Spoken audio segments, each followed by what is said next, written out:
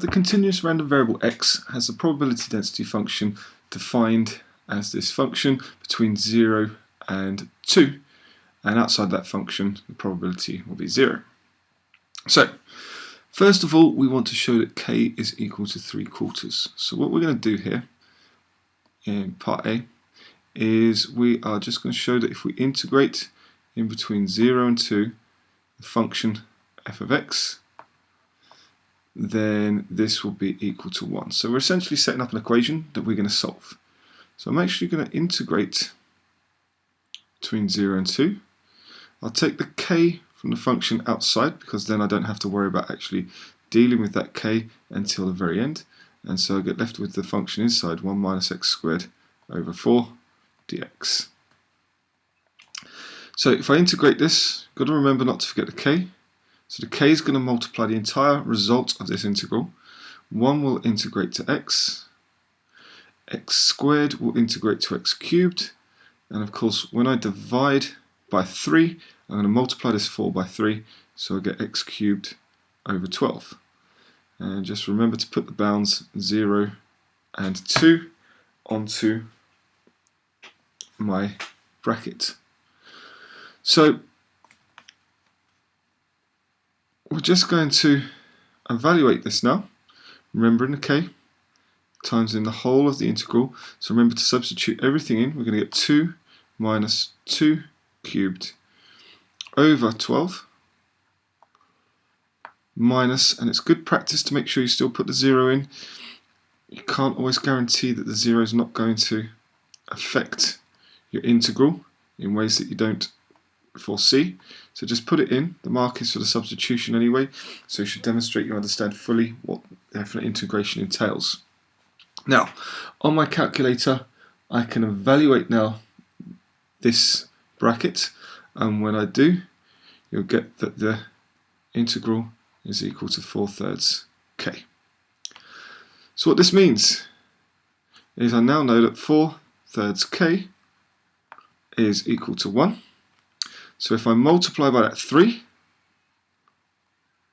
and then I divide by that 4, what we're going to have left is that k equals, well, multiply 1 by 3 we get 3, and then divide it by 4 we get 4, and this is as required. Okay. So where do you get marks on this question? Well, the first mark will be given for this integral here. So this correct integration here. The second mark will be given for finding the fact that 4/3 k equals 1, and then the final mark is for stating that k equals 3/4 as required. Okay, so that's 3 marks for that question. Okay, so let's have a look at part B. Part B wants us to calculate the expectation of x. So to calculate the expectation of x, we are going to integrate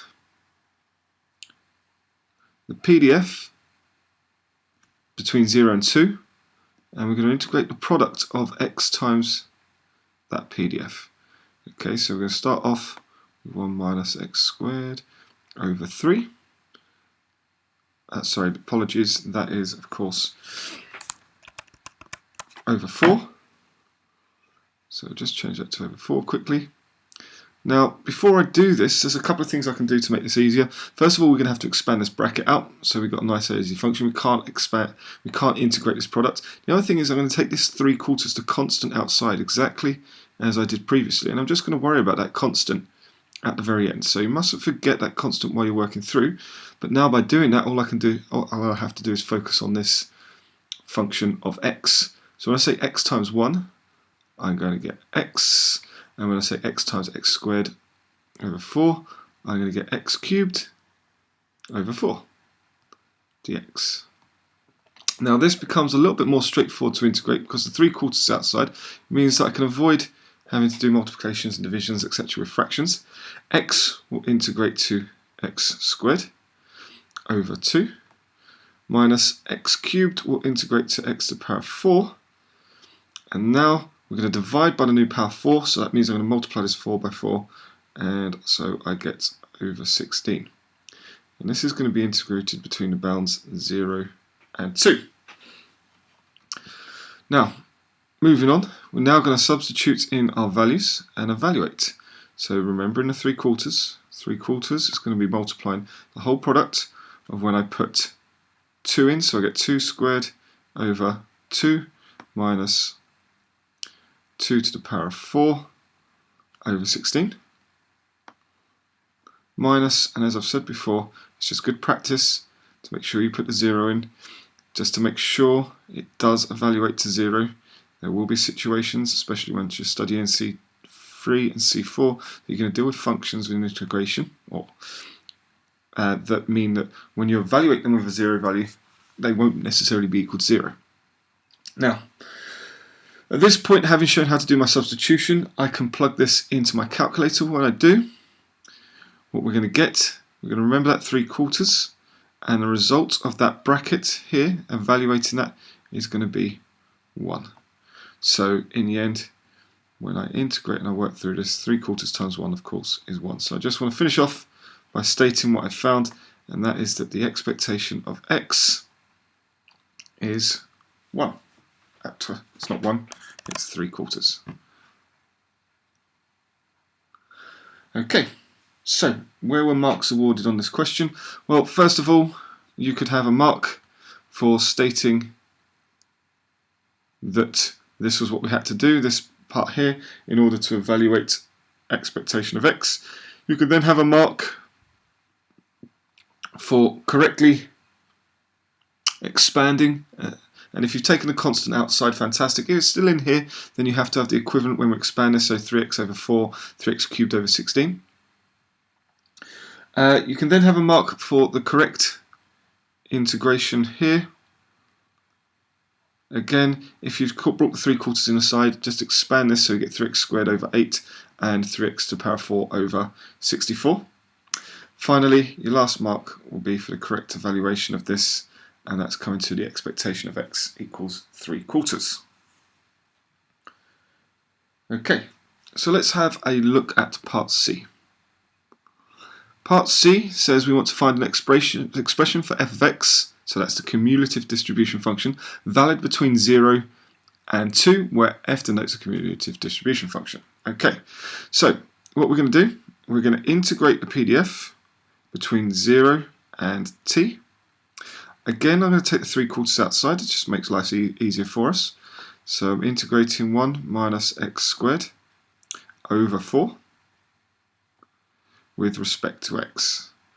So leaving the 3/4 outside, and by this time actually, I've already integrated this back at the beginning of the first question, so I know that this is x minus x cubed over 12, integrated between 0 and t.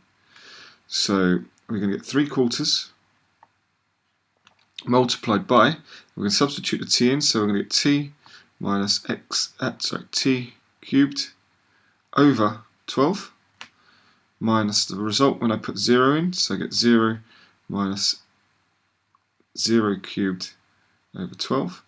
Now again, we know this bracket comes out to 0, but it's just good practice to show the full working. When we simplify this, we just get left with 3/4 multiplied by t minus t cubed over 12. Okay, so what does this mean? Well, it means that f of x is 0 when x is less than 0. So remember, any value of x, the probability is going to be less than 0 because it can only start to accumulate a probability once it gets to 0 and gets higher than it. F of x is equal to the function 3/4 of x minus x cubed over 12. This is for 0 less than or equal to x less than or equal to 2. And then finally, f of x is equal to 1 whenever x is greater than 2. So by the time we get to 2, the probability is 1. Anything higher than 1 means that the probability is still 1. So that is now the cumulative distribution function of x. Finally, the last question. Oh, apologies. Let's go do some marks on this one. So part 1, you can have 1 mark for the integration to this step here, making sure you've got the correct bounds on it, and then you can have 1 mark for getting to this stage here. Okay, so where all the functions are defined.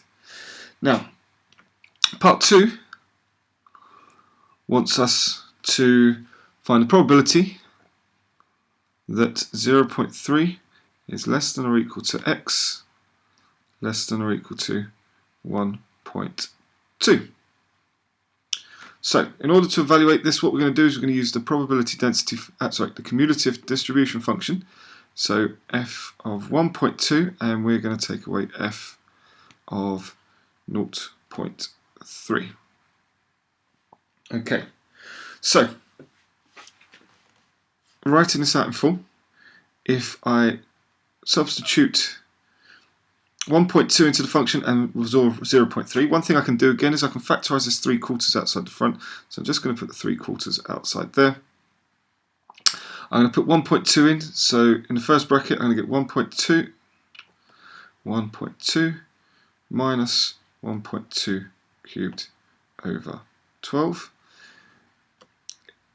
Take away, in the second bracket we are going to get 0.3 minus 0.3 cubed over 12. Close that bracket, close the double brackets.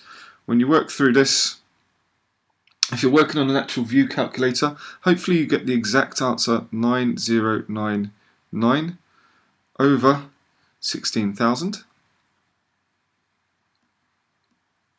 Otherwise, if you give this answer to, let's say, 3 decimal places just to make sure I cover all the eventualities, this comes out as 0.569 to 3 decimal places. Okay. So how do you get the marks on this question? Well, the marks were awarded, first of all, if you did this step here, stating that the probability of x lying between 0.3 and 1.2 is f of 1.2 take away f of 0.3. You can then have your mark for either one of these fractions or the decimal rounded correctly. Okay, that's question 1 done. I hope that all made sense.